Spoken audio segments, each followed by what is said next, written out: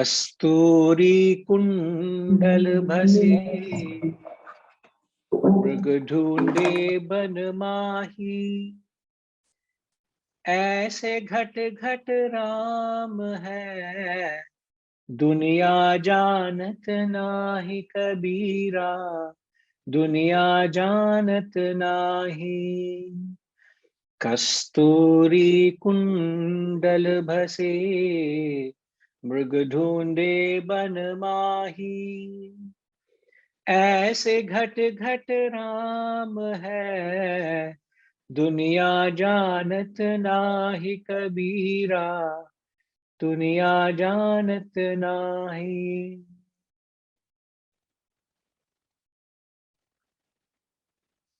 Vasanta ma, can you please read for us, ma?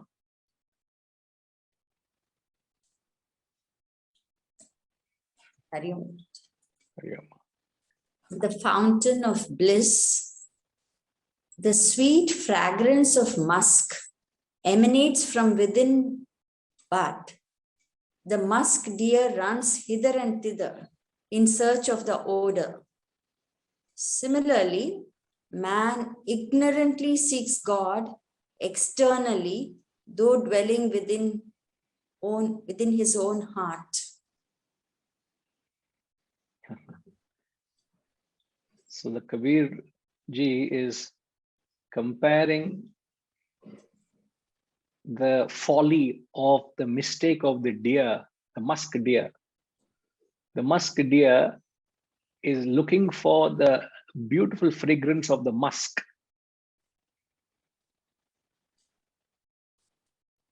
And it doesn't realize that the musk, that smell is actually emanating from The musk, deer itself. From a deer itself. And it's running everywhere, all over the jungle. Wherever it goes, it carries the smell.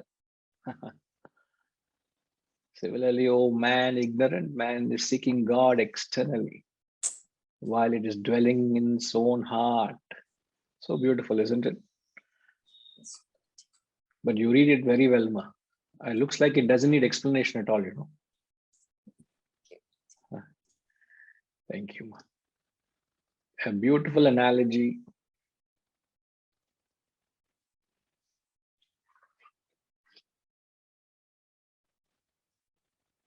Again, the message is simple. I think we spoke of a similar concept in a few verses before, isn't it?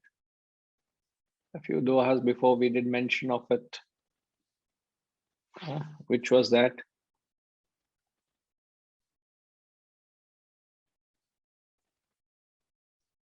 Like the pupil in the eye. Remember that? We spoke about, like the pupil in the eye, the Lord resides inside. The ignorant do not know this fact, but they reach him outside. So there was a similar message. So here it's put out very beautifully. The deer doesn't realize that the scent it enjoys is actually emanating from its own navel.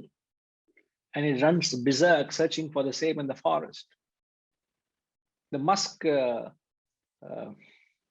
fragrance, now it's all, perhaps it is artificially, synthetically produced, isn't it?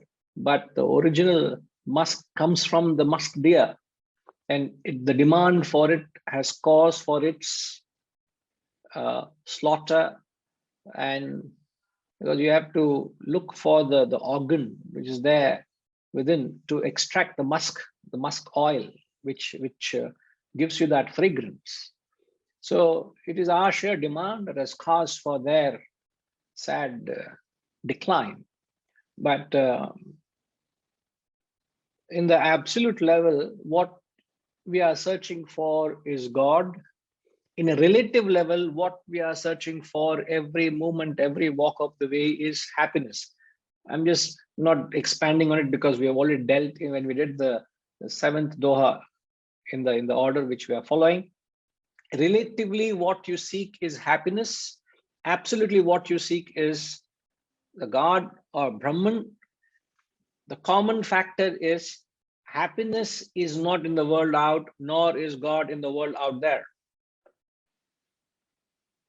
So God is saying, for God's sake, please look within, man. Yeah. Please look within. I am not there outside. I'm right within you. So what the message is, the more you look for God outside, the more ignorant you are. Because he says, an ignorant man looks for God outside. Where? You know where you're looking for. But he says it is within you. So the message is only to lodge us to look within, not outside. But you may use an outside tool to remind you of the existence within, but don't get carried away by the outside tool. Don't get carried away by the outside symbol. You know, a simple experience we all go through. Srinaji, when you go and stand in front of the altar in a temple, when that moment arrives where you have those few moments in front of the Lord, what is it that you do unconsciously while praying? What do you do unconsciously?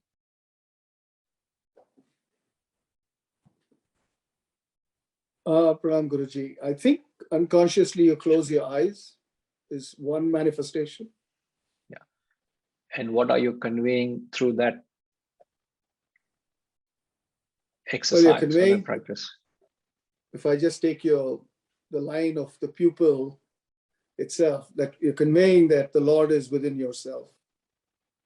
In spite of the subconsciously, in spite of the exercise and the journey you have taken to experience God there, you may come from Houston to Tirumala in India, yet that fraction of a moment you have, you still close your eyes there.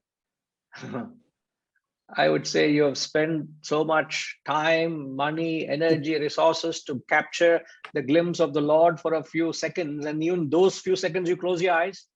Man, what are you doing? I remember my mother used to say, close your eyes. And if I was looking around, she would put a hand on my face and close my eyes. I said, I used to pull her up, what are you doing? I've come here to see the Lord and you're closing eyes. She did not know, nor did I know, until I came to know through these great textbooks that God is within. And we are announcing to ourselves and the world that it's not all that the Lord decked up in grand glory. That is not the Lord is within me. So you are trying to convert that objective experience into a subjective apprehension. It is not to apprehend externally, it is to conceive it internally. So the sheer fact that you unconsciously close your eyes symbolizes that. A profound message every time you experience it, but alas, we don't realize it. Every time, every experience, you seek happiness, but you're seeking it in the golf course, you're seeking it in the club, you're seeking it in the company, you're seeking it wherever. I don't want to extend further than that, sir. I'm getting into trouble after that. Already I've got into trouble. Enough trouble already, isn't it? So not that you shouldn't go to the golf course, not that you shouldn't go out there, but remember, it's not that that experience has any more happiness than what I'm going through now. That's the point we got to understand. Yes, sir. Since you were pulling the leg off on golf, but it is a fact that, you close your eyes and you actually visualize how you think you're going to hit. You actually perform better. So you say that you're practicing Vedanta in the golf course? Yeah, but unfortunately, the mind always flutters. It doesn't go all the time. We have only 18 holes to hit, but I can't control it. I'm being honest. In fact, one of my students was a very avid golfer. He used to tell me, Guruji, you should play golf. With your ability to concentrate and keep your mind focused, I tell you, you will do wonderfully well. Correct. And he presented, in fact, he came with a brand new golf kit, sir. a very expensive golf fit. He never used it. He said, I'm gifting this to you, and I will get you a membership in the golf range. I will get you trained, and I will take you with me to play. I want to spend time with you. I know you are so ideal. And I was playing cricket strokes in the golf range. You can't play cricket stroke in a golf course, isn't it? The ball will not go anywhere, you know. So it was not, I was not cut out for it, you know. But yes, you need that ability to concentrate. You need that very precise ability. I can understand what you're saying, but you have to open your eyes and still hit the ball. No, you close the eyes and hit. It is interesting. Some of the pros actually, when they are, you know, there is a concept called putting when you're in the green, right? Which is how you close every hole. There are some very good players. A gentleman who was very well known as a guy called Jordan Spieth, young player. He actually closes his eyes before putting. He doesn't even look at the ball, and he goes in. And he used to be a phenomenal person at putting, whether it's 5 feet away or whether he's 20 feet away. Amazing. So it's just intense concentration that he knows exactly where the ball is, controls the mind, and you're just going to hit a smooth swing. It becomes effortless, isn't it, thereafter? Yeah. It's an effortless exercise. But ultimately, we are still proving, you know, it's all absorbing it within. You know, you just internalize it and then let it, the action becomes innocuous. It just becomes seemingly insignificant. But if you're putting in all the effort outside, and if your mind goes helter-skelter, it doesn't bring about that precision or efficiency. It looks so simple, just putting the ball, but it's a phenomenally difficult exercise. You would know very well, you know. I can understand, relate to you. Yeah. So thank you, Ji. So the point is, happiness at every experience is not, we believe happiness is something I do not have. You may not have a companion in your life, you want a companion. You may not get the love from your near and dear, you believe happiness is in the love. If I get that little love, I'll be more happy. If I can get the little time from that person, I'll be a little happy. If I can have a little resources, I'll be happy. If only I can get rid of this person, I'll be happy. All the time we are, what is the mistake we are doing? I usually use this in my workshops and seminars. You say, the mistake you're doing is you're pitching your present happiness in future achievements.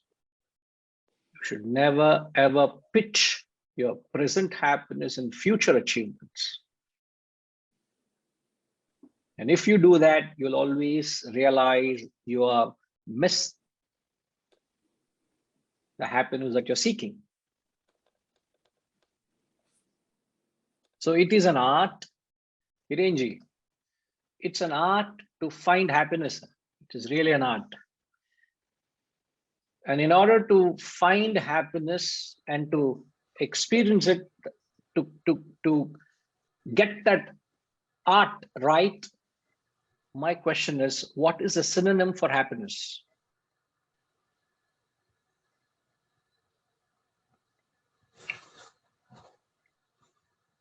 I repeat the question, Hirenji.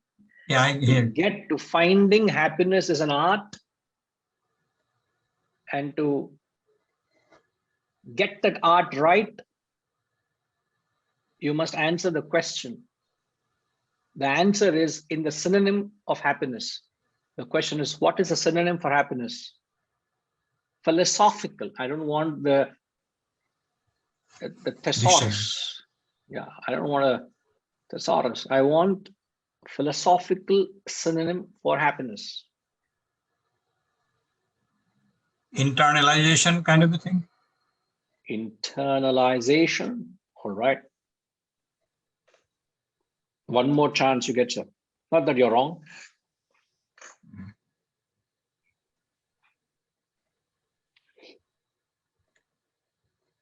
I can't think of it anything at this point.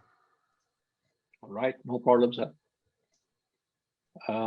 Harish, synonym for happiness.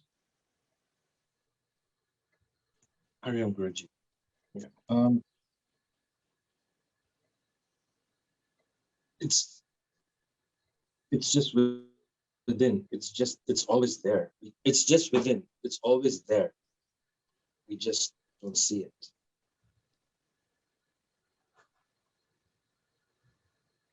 The answer is there. You're not seeing it, Harish.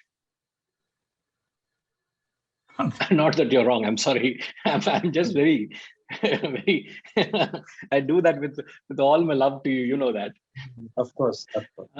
In fact, if you follow the statement I just made a little while earlier, in fact, just prior to this, what's the statement I made? The statement you made, Guruji, is that you are pitching your present happiness in future achievements. The answer lies in that statement. Examine that statement. The synonym for happiness. The answer lies in that.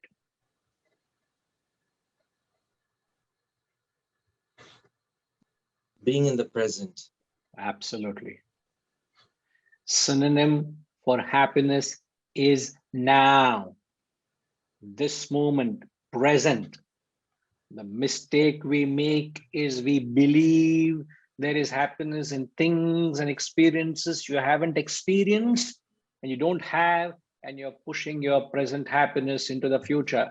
It's like the deer searching for the fragrance where it isn't. The fragrance is within, but it is running hither and thither to find and search for that beautiful smell, doesn't realize it's within. So symbolically, philosophically, the happiness is where? Is in the cabin, in the chair you're sitting now. In the situations which you have to face the moment the class ends, because it's a weekday. And right after the class ends, you will have to deal with the various demands and challenges of dealing with running a business. There is the happiness. Not in wishing that perhaps if the business scenario was better, if the market was better, if the demands were better, the profits would be better, or if I have the market scenario which is perhaps far more favorable than what it is today, how nice it would have been. You're pitching your happiness in something into the future. It's not in that, it is here right now. So the accent must shift from where it isn't to where it is. The search must shift from where it isn't to where it is. And that is this moment. So happiness is never in the future. God is not out in the world out there. Happiness is in the present. God is right within you. That's the parallel you got to draw from the analysis and the equation. And if you experience happiness every walk of the way, very soon you'll realize that God also is right within you. But if I don't experience it now, in my experiences, you miss the point. You don't enjoy, you're not reveling in bliss. If you want to revel in bliss, if you want to revel in absolute bliss, you must revel in every experience.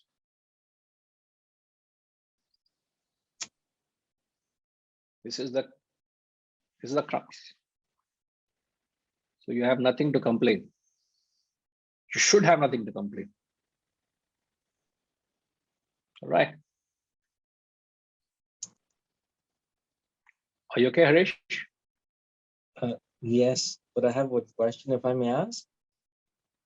If you ask in that tone, anybody can't say no to you, Harish. You know, you have got a knack of getting your way through. You know, Sriniji, what to do with Harish? Please tell me. You must tell me how to deal with people like this. You know, moment he speaks like that, I melt away. You know, I can become very strict with you, but with Harish, I can't. What to do? I guess I have to learn from him so that I become okay. sweet. Okay, no, I need to. I have asked the wrong person then. Yes, Harish, please go ahead. Guruji, with this knowledge we are getting at the present moment, Guruji, from all the texts, we are understanding this very clearly now, and going forward from the present moment, we know that our lives will be so much more better. But prior to this knowledge, based on our past actions and decisions, many of us are still facing the consequences, even as of today. So as we are dealing with our past actions of consequences today, Guruji, how to be happy in the present, how to seek happiness in the present moment when we are still paying for the consequences of the past, when some of them are so challenging. or so difficult to manage. It overshadows the present moment of being happy, because we're just constantly finding a solution to solve the problem of the past.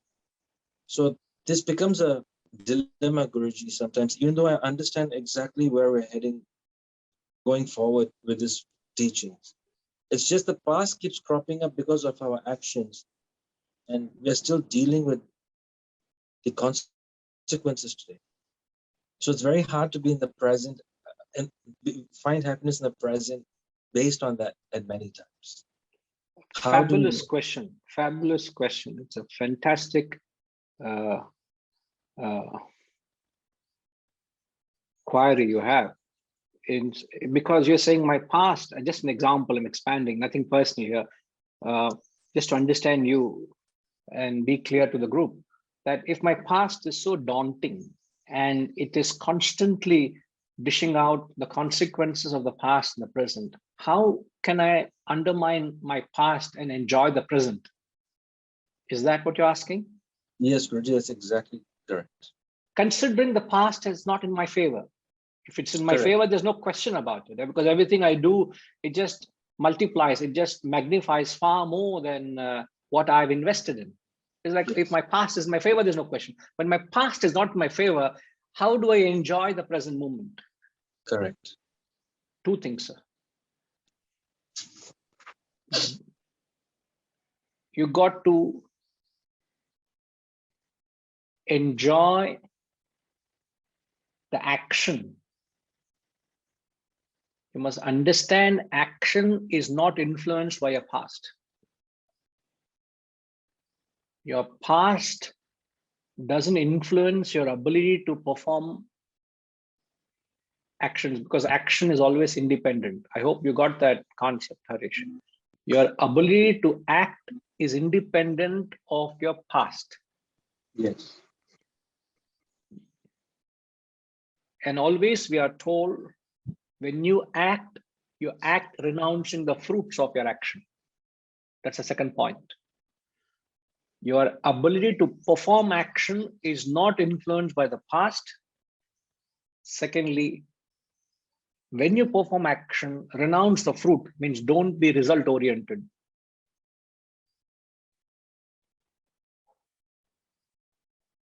What you're complaining is, every time I put an effort, I don't see the result because the past is not in my favor. To which we're saying, the capacity to perform fresh actions. Just because I have $500,000 loan, it doesn't mean I lose my capacity to earn. Let's say 5 years ago, you have taken $500,000 loan to invest into your business. No doubt the business has gone well, but that is a very hefty loan to pay back. And Yes. it constantly keeps reflecting in your every bank statement and every quarter statement. It's a very big thing. It's sitting there like a white elephant. It has to be dealt with. Yes. But just because you have taken a $500,000 loan, then does it disable your ability to earn in the present? No, it doesn't. It doesn't. That is what I meant. Your action today is not dented, is not stained by the past. However, your past is not in your favor. Remember that. And that gives you the belief that I have the capacity to do anything I want now. That comes from the concept known as Purushartha, which means free will. You have the freedom at every point of life to produce. You are a producer when you think of the future. You're a master when you think of the future. I am a product when I think of the past. I am a slave of my past. I'm a product of my past. I'm a master of the future. I am a producer of the future. So when we say action produces, you're a master. And that capacity to produce is not influenced by a past. Now, past only influences the fruits of your current actions. Mark my words, the past only influences the fruits of my current actions. The past does not influence the current action. Since the past only influences the fruits of my action, The second point we're saying is, sir, you just enjoy the action. Don't worry whether you're getting the fruits. Just renounce the fruits of your action. Happiness is not in the fruit. Happiness is in the present. Happiness is in the performance of action. Just perform your action. Just enjoy doing what you have to do. Keep producing. It will nullify your past. It will simply nullify the past. Believe in this principle. It is just a matter of time. It will nullify the $500,000 loan you've taken. Believe in your ability to produce. Don't be dented. Don't be dented that the past is constantly influencing my capacity of my production. Means whatever you're producing, it is not showing positively. It may not show positive. Doesn't matter. It will take time, but keep acting, keep producing. Have that faith and belief in your ability.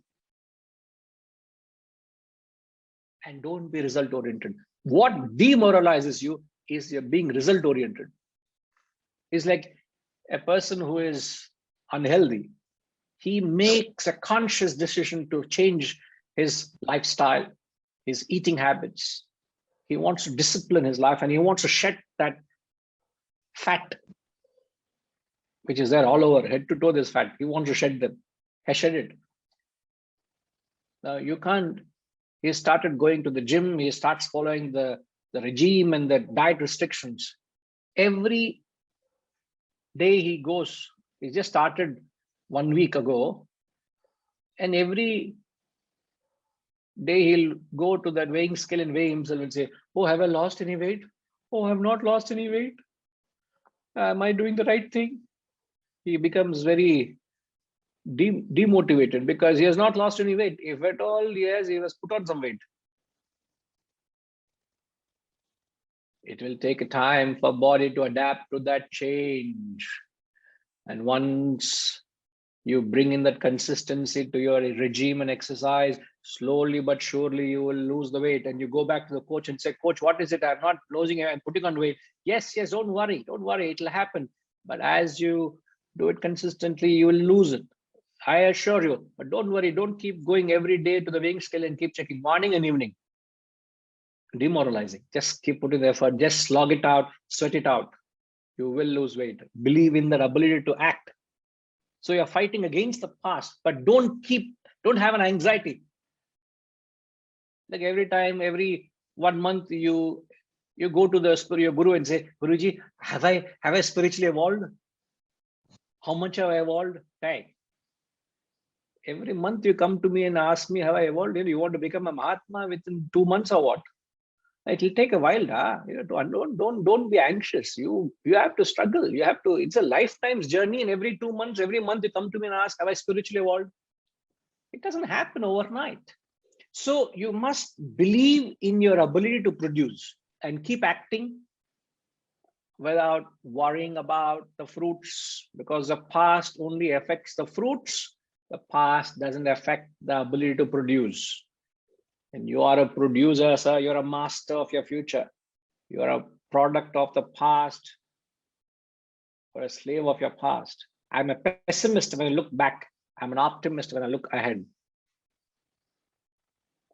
So have faith in these two elements and just operate and just go get completely immersed in action. Enjoy the action.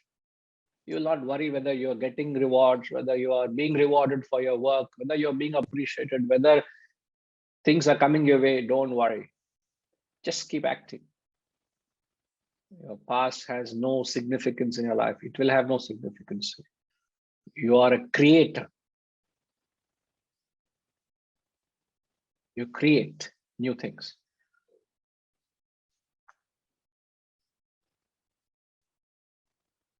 And I'm not speaking from mere theory. I'm talking from sheer experience. If you keep doing, your past has no relevance to you.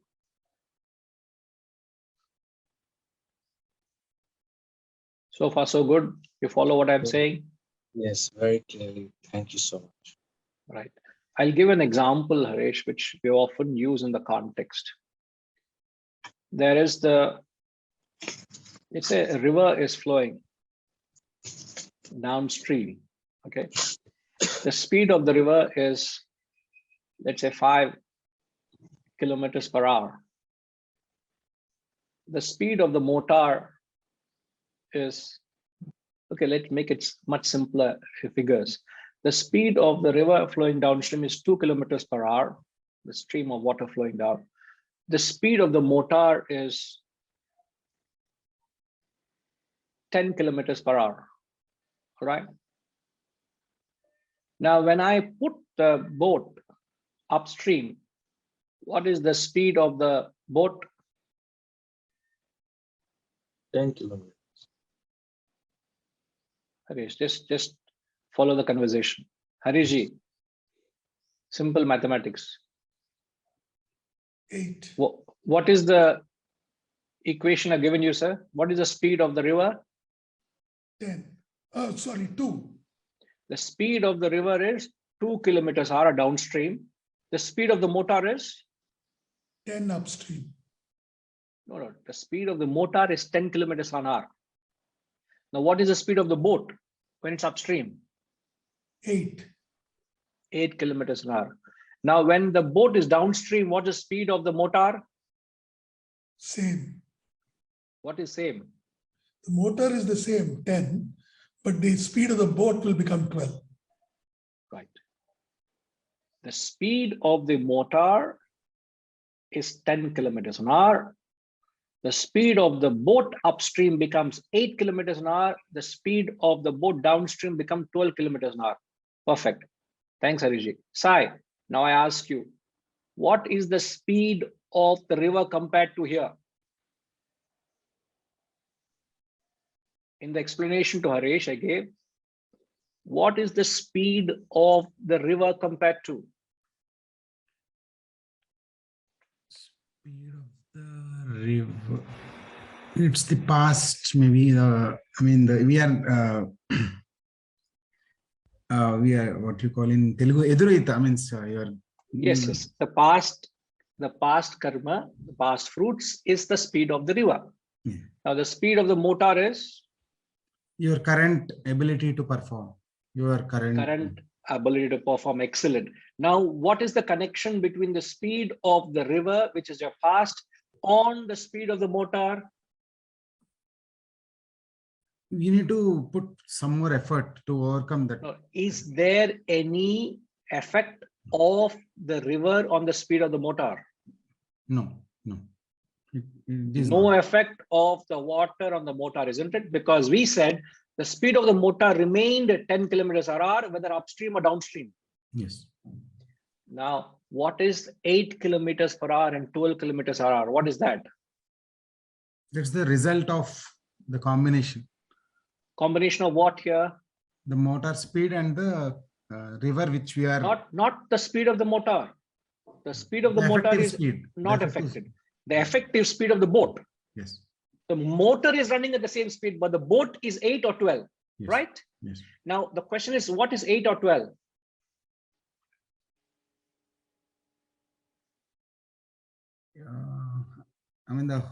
The net effect, how do we say? I don't know how to put it. Maybe I may take a sports example. Let's say a tough opponent. And don't change example. Just think Okay. along with what is given. The result of the boat is either slower or much faster than the speed of the motor. Correct. Yes. So the speed of the boat is the result of fruits of the action in the present, isn't it? Yes. Or into the future, let's say. The future results, the results are either underperforming or overperforming, isn't it? Now, in the case of the example which Harish took, that my past is not in my favor. How do I deal with it? We need more patience because the results are. You just need more patience to see the results much later. It will come, isn't it? Yeah. It will come. So the 2 points which I made, the river does not affect the speed of the motor, which is effort. The river only affects the speed of the boat. Because the river is downstream, You are not seeing the result, which is, I'm putting 10 units of effort, I'm only getting 8 units of result. You don't get demoralized with that, my dear.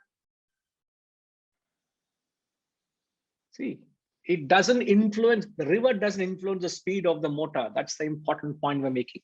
So believe in your ability to produce. That's what is the point. That is self-effort. Therefore, we also conclude nothing in life is predestined. Many people believe it's all talarata. Somebody has written on my forehead, everything is what has to happen. Many people, many philosophers also say, what has to happen shall happen. What should not happen will not happen. What are you worried about? Nice, very nice to talk all that, but then you're not thinking correctly. If things have to happen, it will happen. Then what is my effort there? Where is my effort? Am I to fold my hands and sit quietly? Enna Pushpama? Other day she was saying, Guruji, you enjoy yourself during the classes. You ask a question, you fold your hands, and you see the tamasha going on. Correct? Oh, you must listen to her. Pushpama has been given a title. Chapalama. With your permission, can I tell? Oh, yes. If it is important, you can tell. Important. You look at her, when you see her, you will see very studious, very disciplined, very genuine. She's very genuine, very disciplined. But that from what little I have interacted with her, such a pure lady. I've never met a lady as pure as her. But the title I've given her is, she's the most mischievous student I have. I tell you, she is full of humor and laughter and wit. You would want to spend some time with her. That's why I'm in fact asking, when is she giving again time for me to spend some time with her? The other day when I met her, she was saying, Guruji, what you do, you ask questions, you fold your arms like this and you watch the tamasha going on everywhere. Everybody is going to somersault and you enjoy all this. I like the way you fold your arms. And so I'm folded my arms, I'm reminded of her. Enti Pushpama, correct? No, you must say yes or no, because I'm not wrongly quoting you, isn't it? Yes, you are so comfortable in that position, I think. No. So sweet. So you're able to follow Pushpama? Very good. Right. Okay, thank you, Ma. Haresh? Because all these days we believe as everything is predetermined. Nothing is in fact, to the contrary, Ma, what the Shastra say, nothing is predetermined. It seems so because we are being destined to go through certain experiences. Destiny is determined to the extent of your own past actions. And destiny always refers to the present. Destiny doesn't refer to the future. Remember that. So your future is not determined. My present is determined. My present is determined because I've already committed actions in the past. So to that extent, it is determined. To the actions I have not committed, if I have not done anything, how can I face the consequence of that, Ma Chapandi? Is it possible? If I have not done anything, how can anybody determine what will be the fruit? But somebody can intelligently predict or foresee. If you carry on the same spirit and the same action and the same momentum, you will reach that goal. That is called GPS. The GPS calculates your speed at which you're going. And if you maintain the course, you will reach at that destination at this time. It gives you an approximate best. But the GPS cannot foresee that you are planned for a washroom break.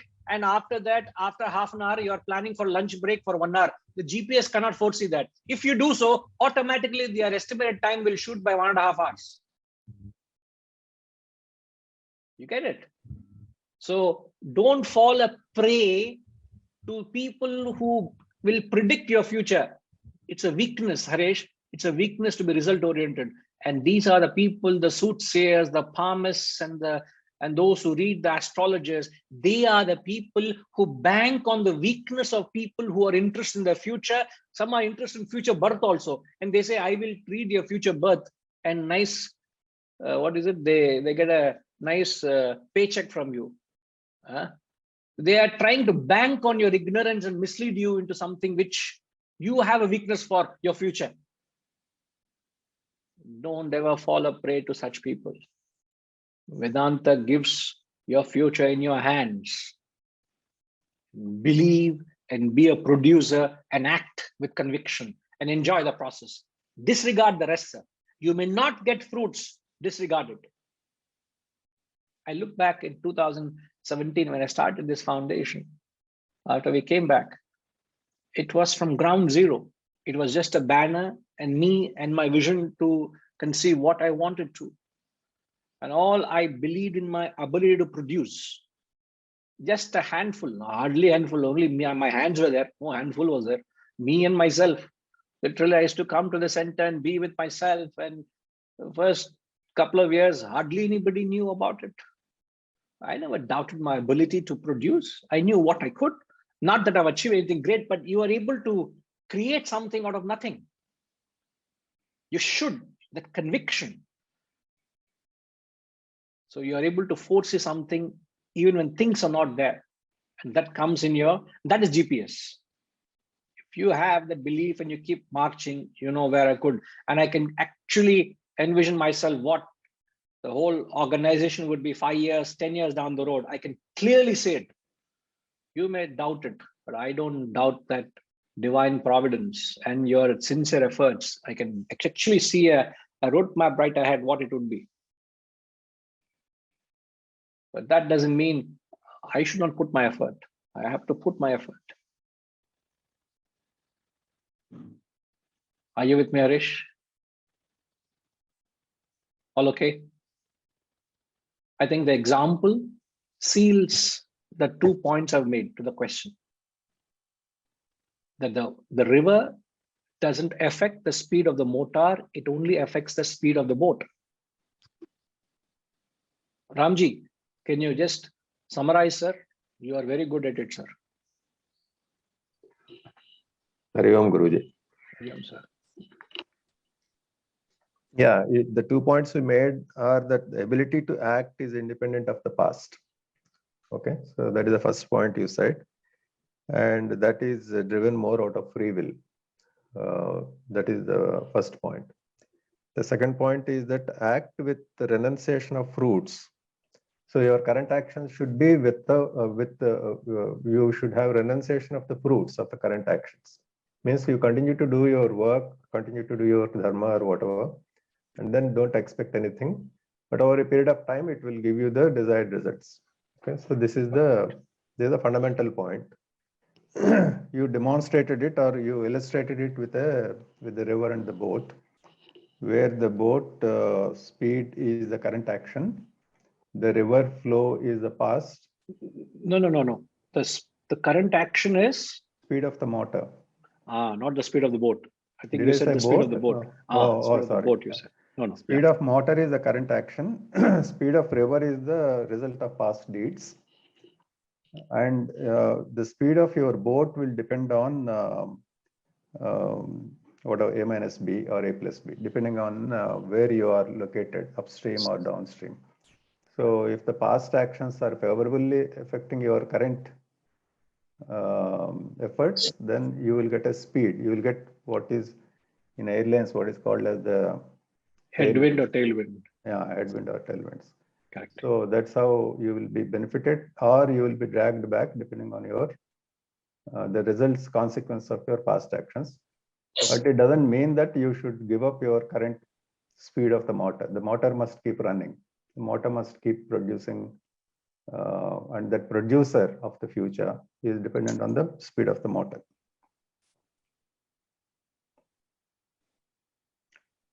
So the river does not stop your current efforts, and it should not stop your current efforts. So hereby you have been officially announcing the role of summing up and presenting the complicated concept in a simple and digestible way. That title has been given to you, sir, conferred to you, sir. I was not expecting that fruit of my actions. This is the reason you got it, sir. This is the greatness of you. You don't realize your greatness. Wonderful, Ramji. Thank you for that. Thank you. Harish, does that all fall in its place? Does it all make sense, sir? Yes, Guruji. Thank Right. you. Thank you. Thank you. Don't let go of the lovely charm you have, Harish. No, you have a charm in everything that you do. Please keep it continuing. Yes, sir. Thank you. Thank you. Thank you.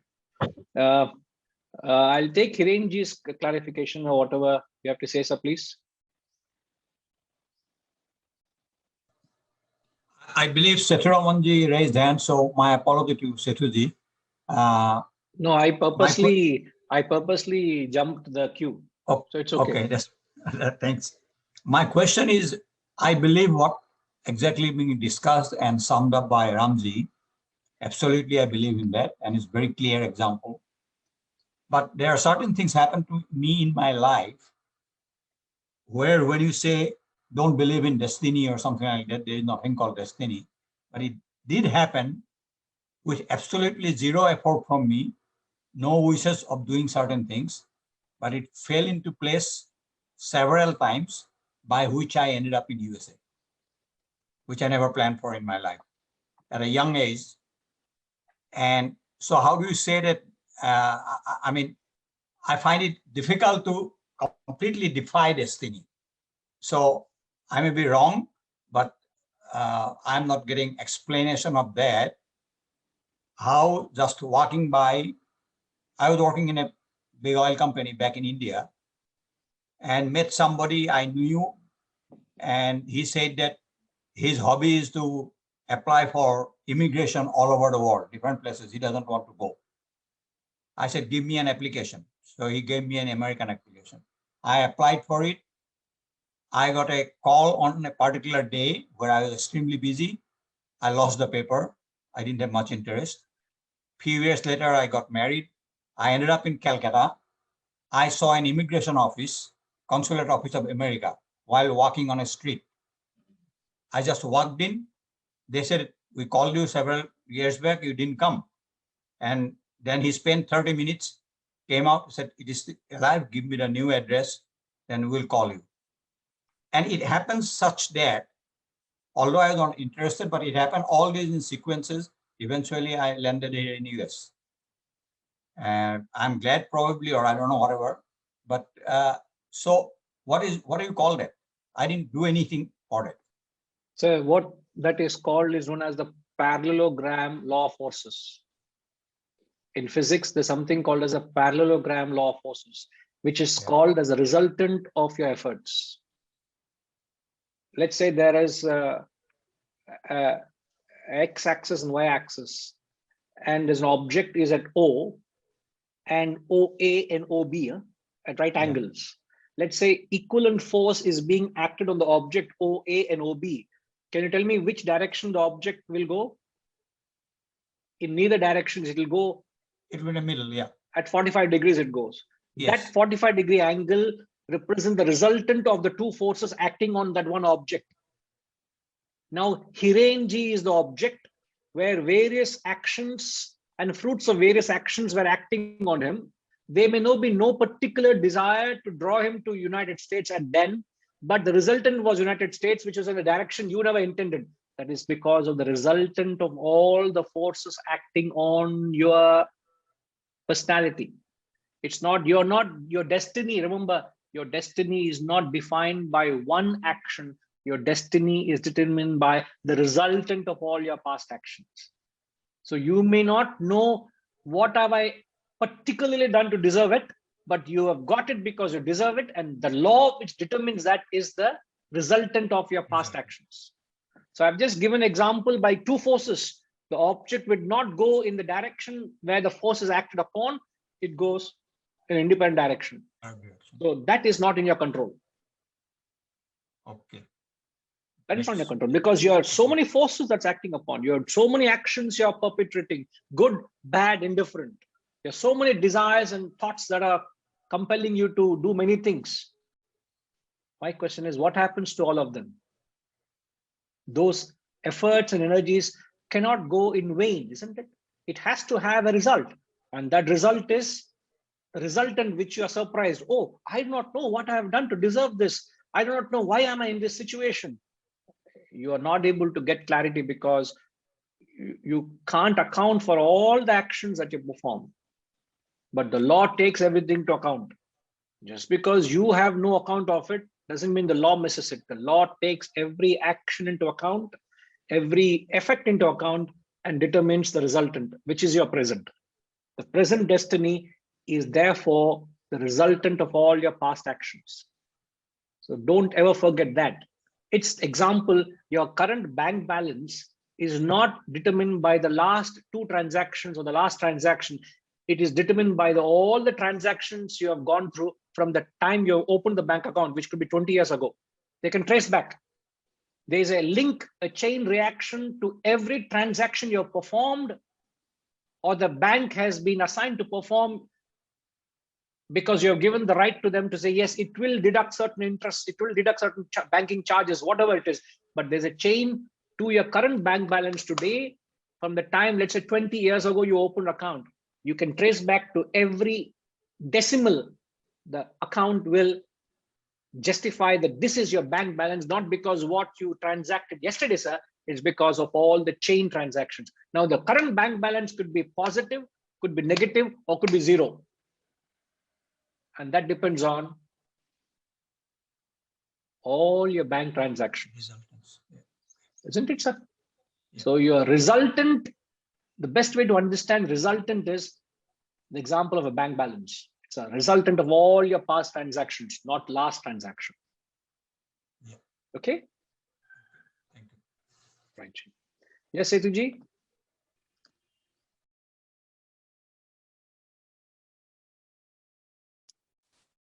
Hari Om, Guruji.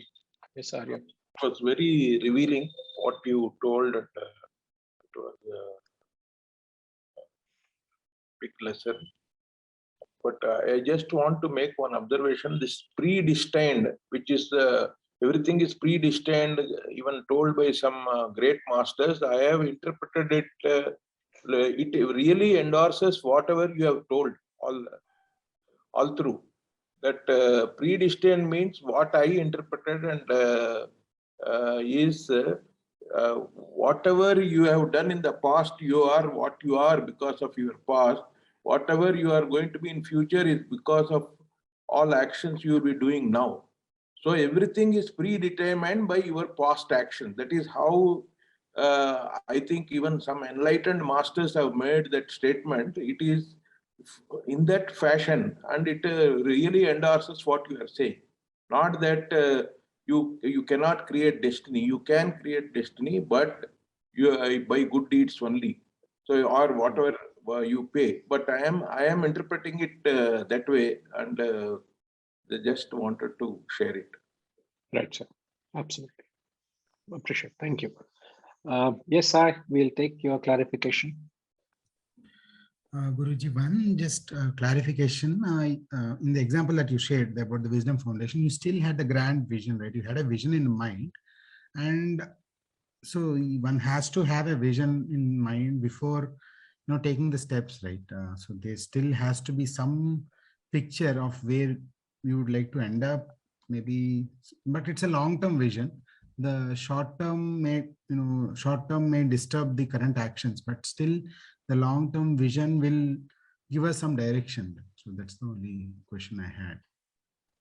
So you must have a clear goal in life, isn't it? You should have a clear goal, but never, I can assure you, because I have to be true to myself, there was never a moment of anxiety or concern I've experienced. In spite of things happening, in spite of things not happening, there was never an anxiety of it not happening or an excitement of things happening. You just have to go on doing what has to be done with the faith and the belief and clarity as to what you want to execute. And if that is not there, then you wouldn't know where you're heading. And I need to know exactly what I want to do for myself and the organization. If that clarity is not there, then actions are perverted thereafter. So to bring clarity, you must have a clear vision. And at every stage, there must be least anxiety. as Ramji put, renouncing the fruit of action. Every moment you perform action, renouncing its fruits. Why should I limit the fruit of the action, sir? As I was mentioning other class, the same action I'm performing can give me enlightenment. So why am I limiting the fruit? Why am I being little-minded in the fruit of my action? This action can give me moksha. Can it not? Can I not attain realization through this action? Yes or no? I'm doing my dharma.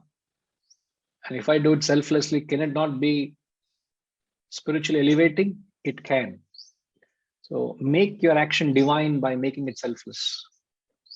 The rest is left to providence and nature. It knows what it deserves than a man like me. So I surrender thereafter the fruits. Okay. The important thing is there should not be any anxiety at any stage. Just keep putting the effort. In fact, the other day I was just talking to someone of a certain plan of action, and the first thing I did share with him, sir, there is least anxiety when I present this idea to you. And these were the words I almost uttered unknowingly, unconsciously. I said, there's no anxiety, but just it is being mentioned as a matter of fact because I have to say, sow the seed now. If I don't see the seed now, I can't reap the fruits in the future, but I'm just sowing the seeds and see how we can nurture it. Okay, Sai? Right.